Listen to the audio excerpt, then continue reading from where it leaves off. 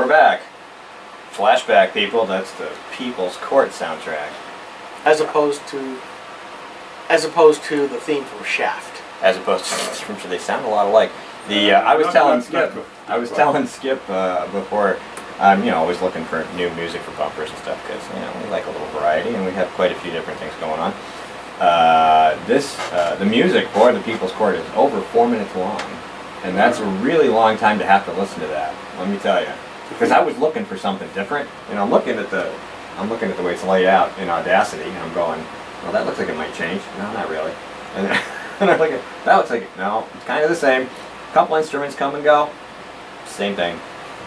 I'm thinking of courts. How about the Court of the Crimson King? Who knows? That might be what we end up with in a few years. That's true. Okay, you're going to have to clue in the listeners here.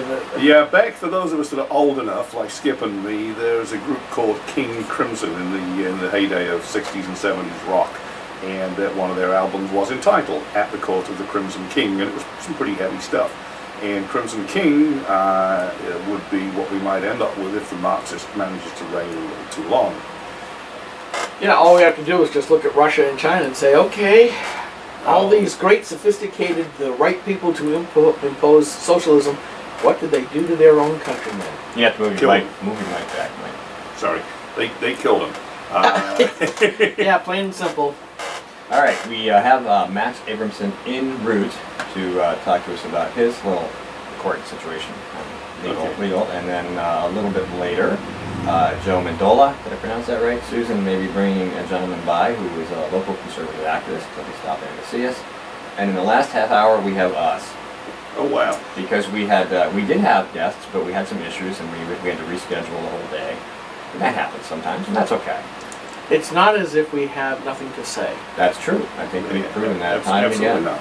And by the way, this week, sitting in front of me, one of Steve's squirrels just drove by in a turbo diesel.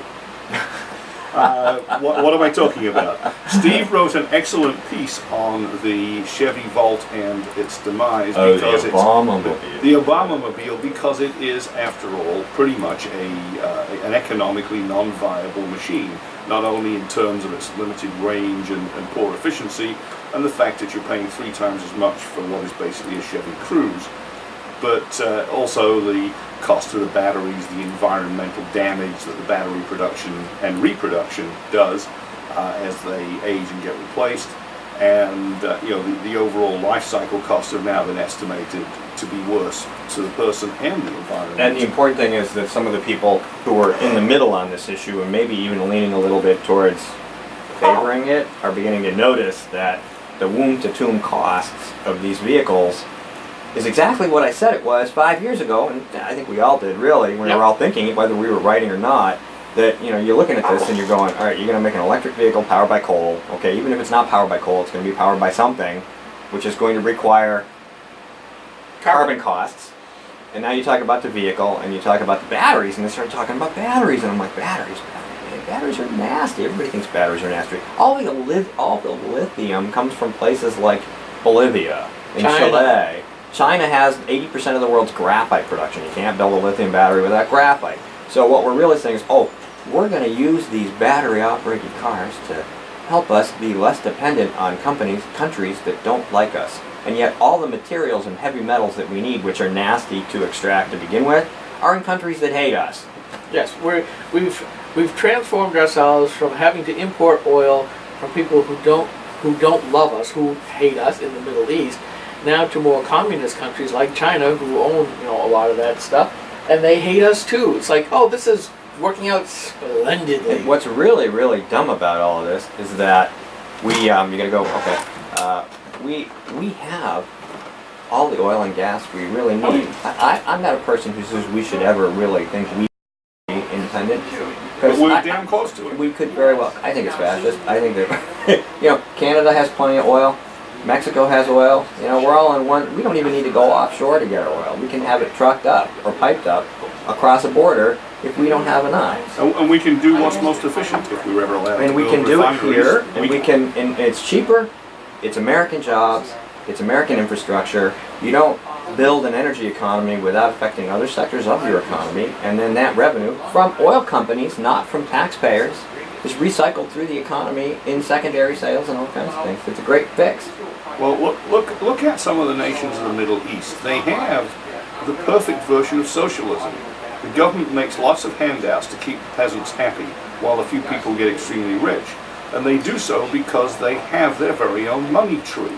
The tree is upside down, it's all those pipes in the ground, but essentially they've got an endless supply of royalties from the oil, which is then used to pay for all of the largesse of government. And the terrorism. Well, that too. But here we have the potential to have the revenues from onshore and offshore oil, gas, fracking, whatever, to really feed our economy and to help pay for the cost of government without printing it. So let me see, we stop printing dollars, which means their value stabilizes or goes up. We stop importing oil, which means the amount of dollars being shoved into the unwilling world goes down and the dollar value stabilizes or goes up. And then finally we start selling oil and gas to the world, or maybe selling refined products back to Mexico and Canada. And all of this causes foreign exchange to go to reverse, and the value of the dollar to firm or increase. How bad is that? This sounds wonderful. And to play to the green people, the Gaia worshippers, we are probably the most environmentally sound nation when it comes to extracting these resources.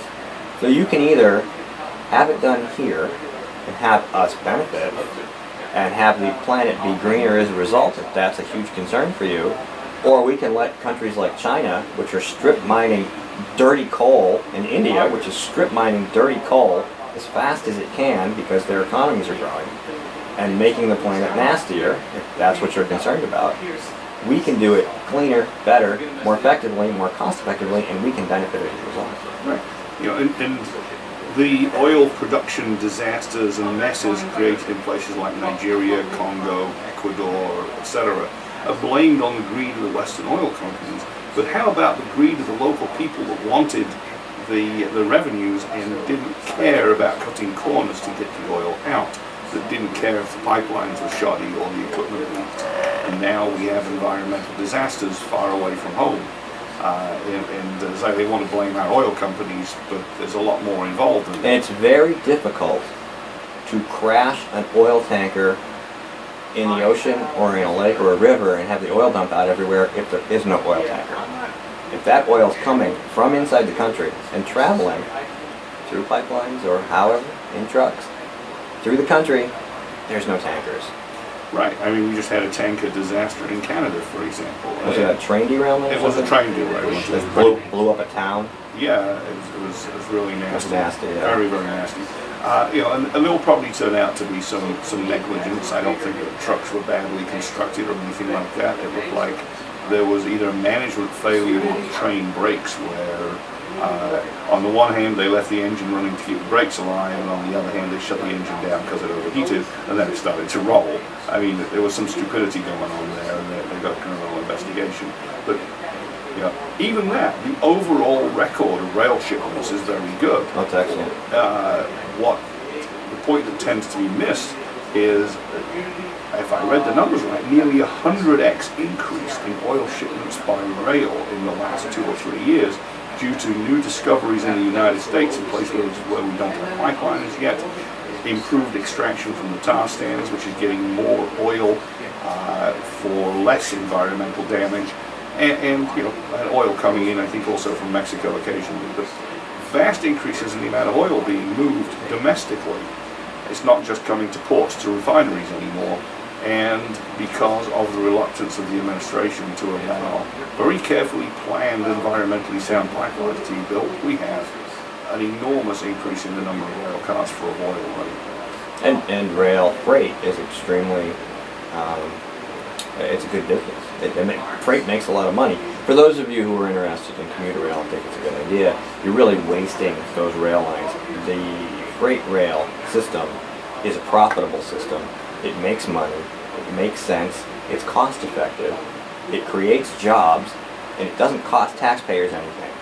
Again, Now, if I was looking to capitalize on that, oops, there's that word again.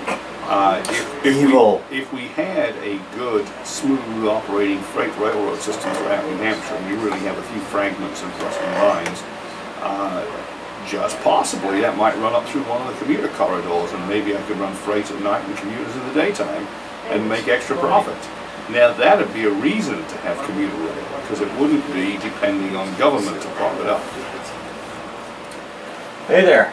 We have guests moving in and around, and so yeah, we have a solution. It's a conservative solution for energy problem, and we've just been talking about it for a few minutes, and so we're going to do a little guest rotation. Right. And let me close the loop of where I started. I said one of Steve's squirrels drove across the screen fast. What it was I saw a little advert on American Spectator for the 46 miles per gallon turbo diesel Chevy Cruze. In other words, the more efficient model, better for the planet than the Chevy Volt, which is built on the same platform and a lot cheaper. Better bang, better move.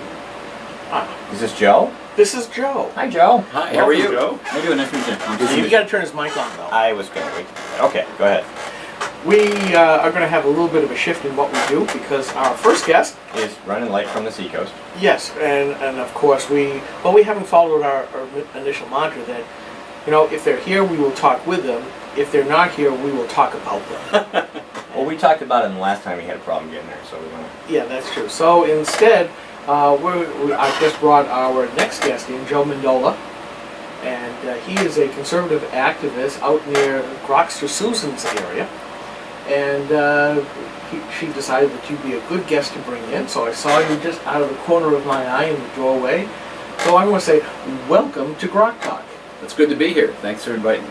And this is Grokster Mike, Grokster Steve, and hopefully Susan will be in a little bit. Hopefully. We'll see what happens. So, anyways, instead of putting words into your mouth, I will ask the stupid question of, why are you here, other than Susan invited you and thought that you might be a good guest to talk with? Yeah.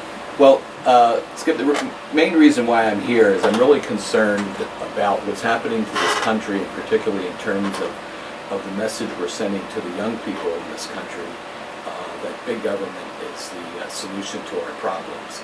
And what's going on with the Obama administration and Senator Harry Reid and Senator Jeanne Shaheen, that whole philosophy is basically what we're doing is we're taking the same size pie that we have, and because of lobbyists for different interest groups, we're just cutting them up in different ways.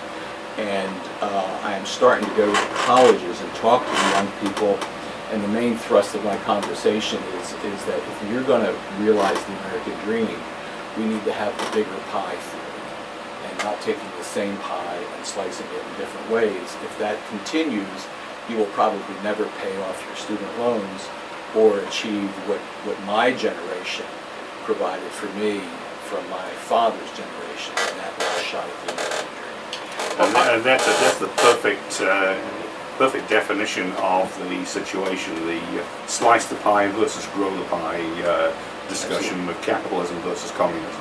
Yeah, okay.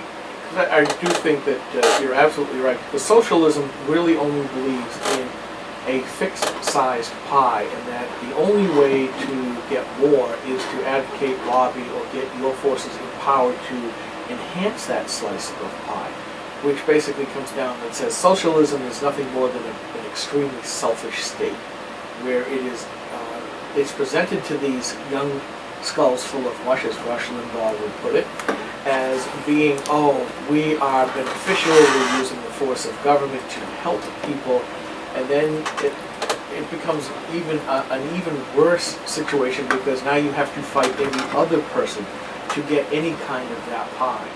And as the progressives have continued to argue that we have to control everything, that we should be making the decisions for the common person, everything becomes politicized, and therefore you have even more politics at the big government level. And I'm curious, how do you present that to these people? Because face it, folks, when we were all that age, all we cared about while in college was hopefully our grades and what's going on campus to have fun at, and thinking about these big thoughts of government and which economic system and politics all the time was never a thought that really came into my mind until I got older. And I look back and go, I wish I had known then what I know now, but how many of them know now what I know?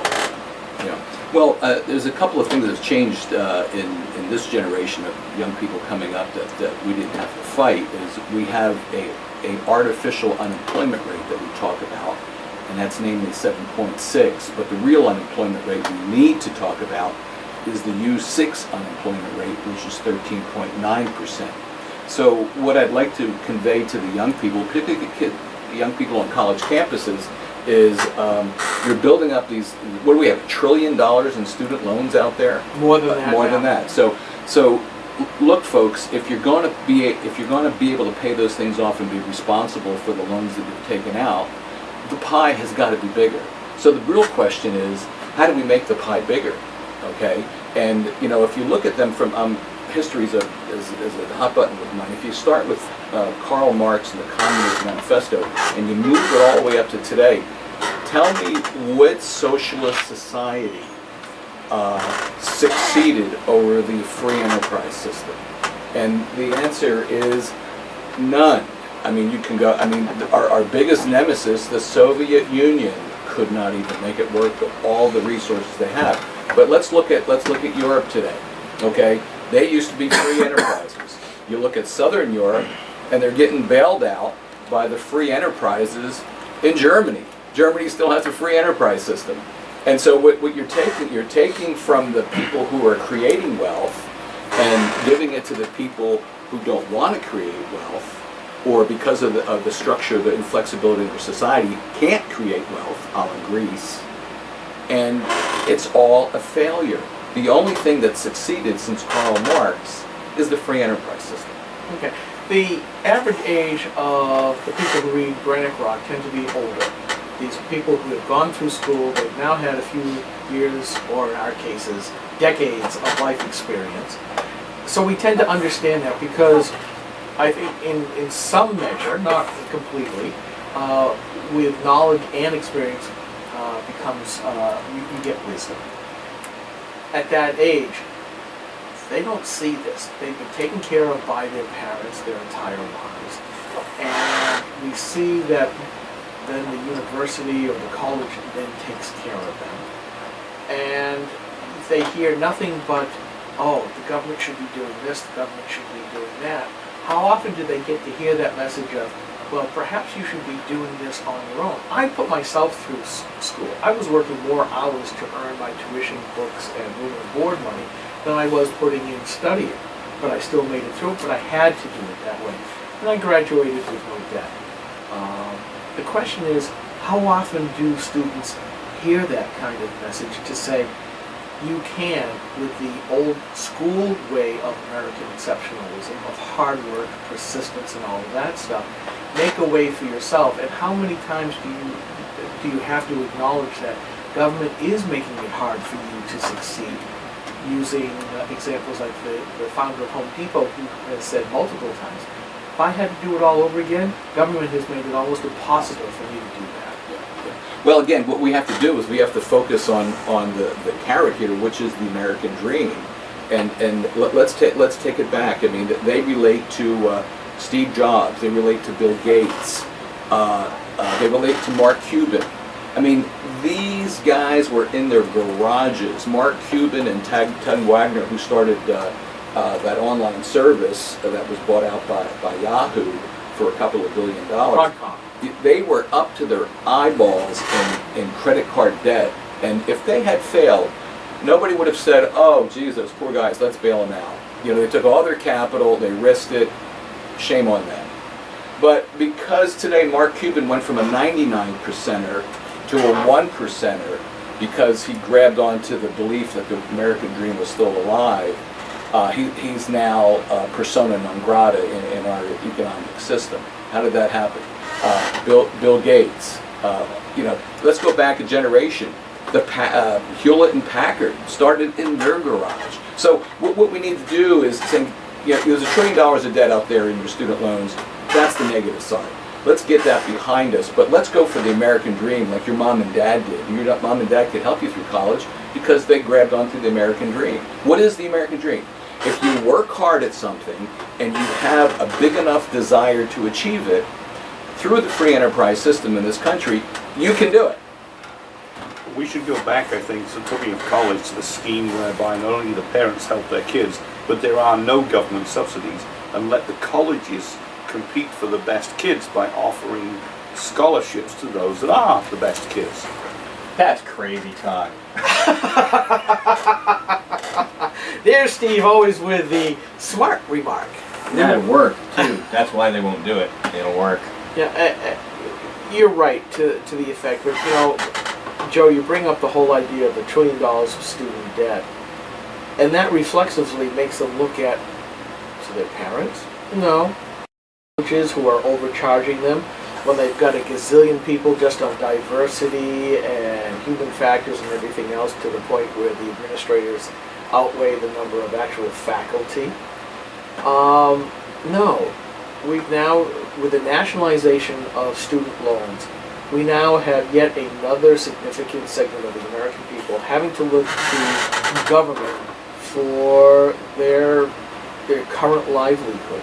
You know, we've listened to this brouhaha over the doubling of the student loan rates because Congress didn't act. And yes, this time we get to say, well, the Democrats didn't act, and that's why the rates were allowed to double.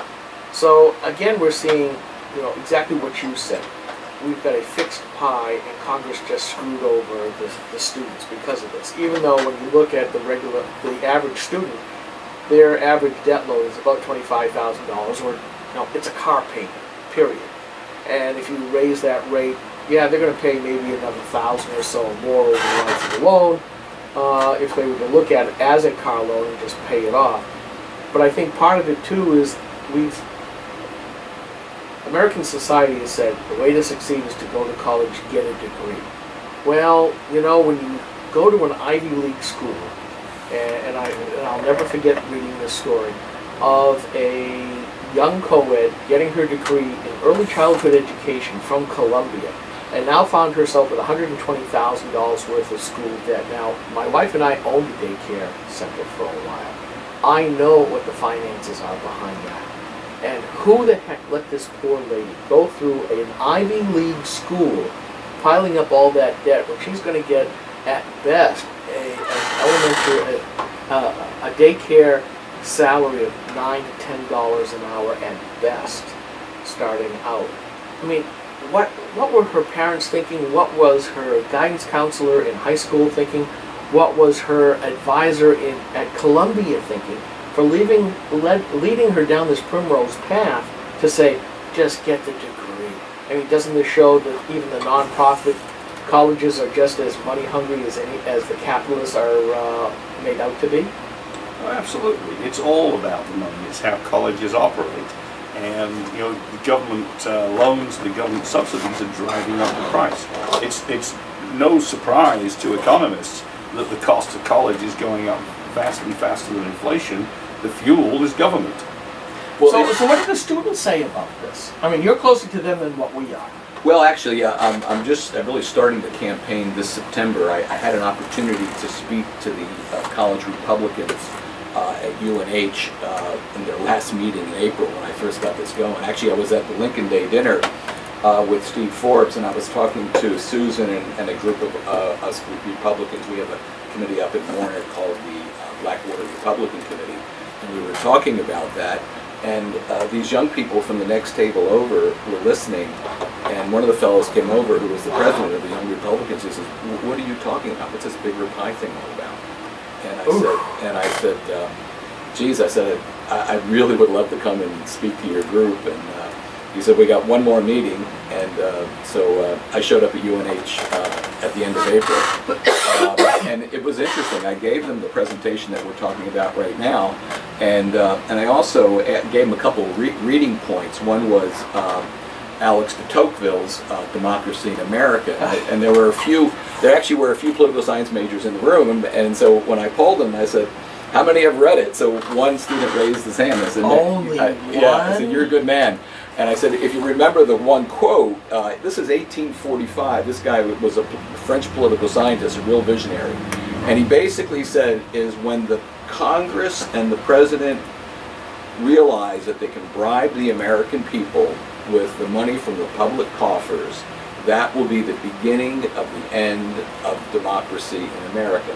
And that was the message I was trying to explain to them. It's really somewhat about economics, but it's really about what our founding fathers gave to us, which is freedom. It's about freedom. You cannot have political freedom without economic freedom.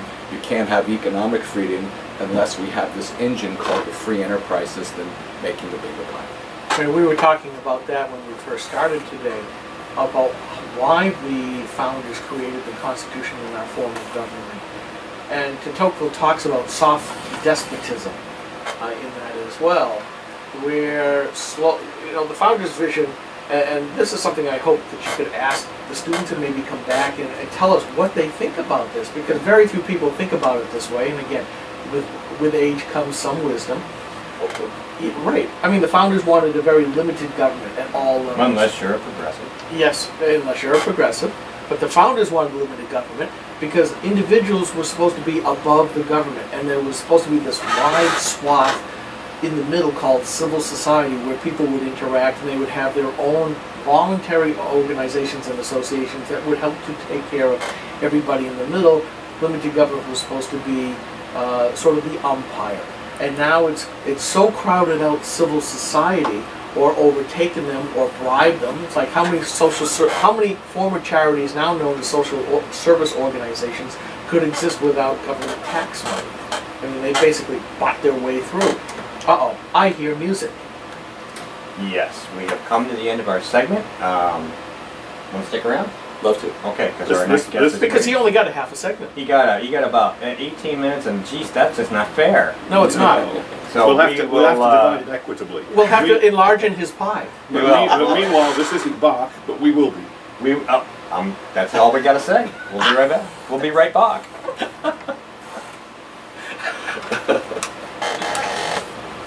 How'd they go? Good. I mean, this is the kind of arguments that we make.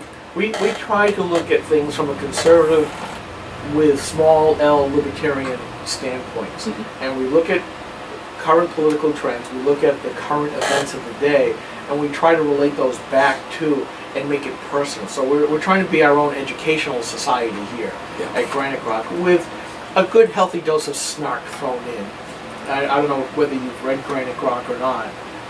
Well, some of the things that you guys were influential in this Agenda 21 thing that was going on. The Sustainable Communities Initiative. That is so scary. It is, but we talk about All your water belongs to us. Yes, the Water Sustainability Committee. Well, the people behind it. Commission. Oh yeah. Well, the watermelon environmentalists, green on the outside and red on the in. Yeah. I heard footsteps on the look. It'd be great if you made it. Yeah. Who's the guest? Max Abramson.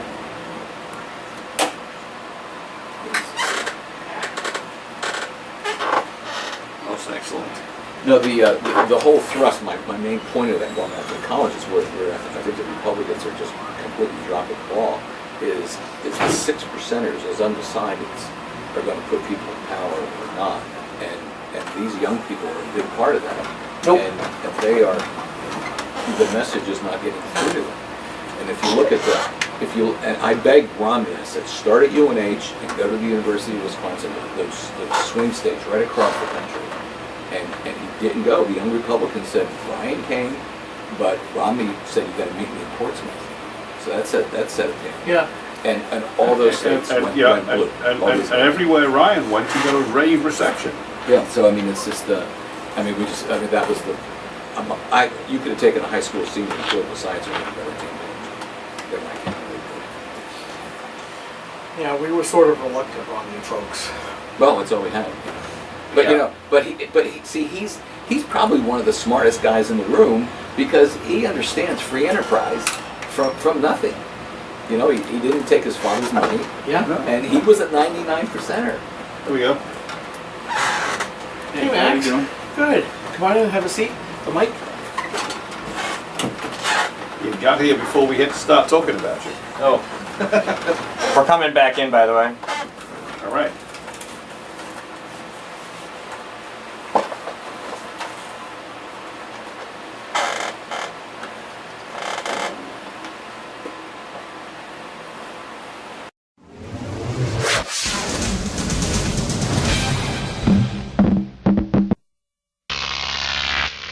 Grok TV.